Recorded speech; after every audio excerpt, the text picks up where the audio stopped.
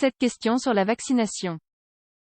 Les vaccins préparent le corps à se défendre quand des micro-organismes comme des virus ou des bactéries l'attaquent. Ils contiennent une toute petite quantité très sûre, de virus ou de bactéries qui ont été affaiblis ou détruits. La vaccination se réalise pour prévenir des maladies graves et potentiellement mortelles, aussi bien chez les enfants que chez les adultes. Les vaccins sont très importants pour le soin de la santé de toute la communauté, surtout dans la population infantile. Les vaccins préparent le corps à se défendre de micro-organismes, comme des virus ou des bactéries, qui peuvent l'attaquer. Ils contiennent une toute petite quantité très sûre, de virus ou de bactéries qui ont été affaiblis ou détruits. De cette façon, le système immunitaire apprend à reconnaître et à attaquer l'infection s'il s'y retrouve un jour exposé. Grâce à cela, vous ne tomberez pas malade ou l'infection sera plus légère. 1. Quel type de vaccin y a-t-il? 4 types de vaccins sont actuellement disponibles.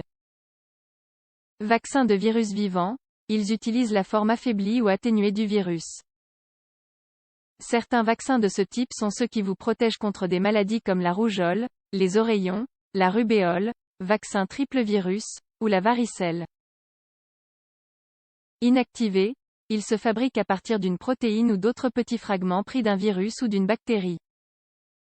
Un vaccin de ce type est celui de la coqueluche. Vaccins toxoïdes, ces vaccins contiennent une toxine produite par la bactérie ou le virus. Grâce à eux, on obtient une immunité à l'infection. On inclut ici les vaccins antidiphtériques et antitétaniques. Biosynthétiques, ils contiennent des substances artificielles qui ressemblent beaucoup à certaines parties de virus ou de bactéries. Un vaccin biosynthétique est celui de l'hépatite B. 2. La vaccination entraîne-t-elle des effets secondaires? Les vaccins peuvent avoir des réactions ou des effets secondaires. En fonction du vaccin, il peut s'agir de fièvre, d'éruptions cutanées ou de douleurs à l'endroit de l'injection. Une légère gêne est normale et ne doit pas être un motif d'alerte. Il est cependant possible de souffrir d'effets secondaires sérieux, qui incluent des réactions allergiques graves. Même si certains possibles effets secondaires sont graves, ils sont plutôt rares. Il est important de se rappeler que la décision de ne pas se faire vacciner implique aussi des risques très graves. Les campagnes de vaccination ont lieu pour nous protéger contre des maladies infectieuses qui peuvent être mortelles. Éviter la vaccination augmente le risque de contracter ces maladies et de les transmettre aux autres. 3. Y a-t-il des vaccins qui ne sont pas efficaces à 100%? Les vaccins sont conçus pour générer une réponse immunitaire qui protégera la personne vaccinée d'exposition future à la maladie. Néanmoins, les systèmes immunitaires des personnes sont différents et, dans certains cas, il n'y aura pas de réponse adéquate. Par conséquent, dans ces cas, le patient ne sera pas protégé efficacement après la vaccination. 4. L'immunité naturelle est-elle préférable à l'immunité acquise par vaccination? Dans certains cas, l'immunité naturelle dure plus longtemps que l'immunité obtenue par le vaccin. Cependant, les risques d'infection naturelle dépassent les risques qu'impliquent les vaccins recommandés. 5.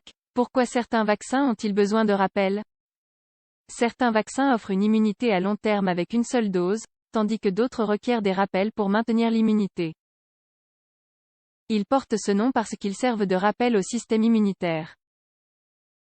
De récentes études ont suggéré que la persistance de l'immunité contre une maladie en particulier pourrait dépendre de la vitesse typique de progression de la maladie dans le corps. 6. Est-il nécessaire de se faire vacciner contre la grippe tous les ans?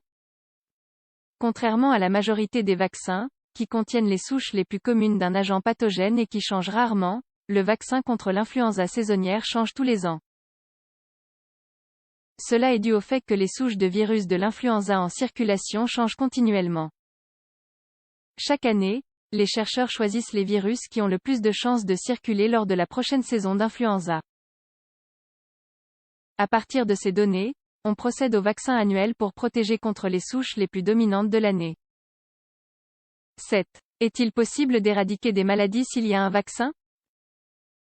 En théorie, presque n'importe quelle maladie infectieuse pour laquelle il existe un vaccin efficace devrait pouvoir être éradiquée. Avec un degré adéquat de niveau de vaccination et en coordonnant les actions entre les organisations de santé publique, on peut empêcher une maladie d'acquérir de la force.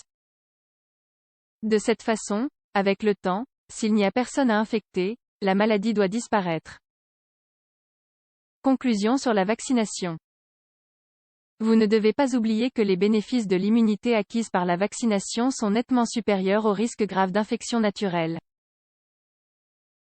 Il est important de suivre les calendriers de vaccination de votre lieu de résidence et de bien les tenir à jour.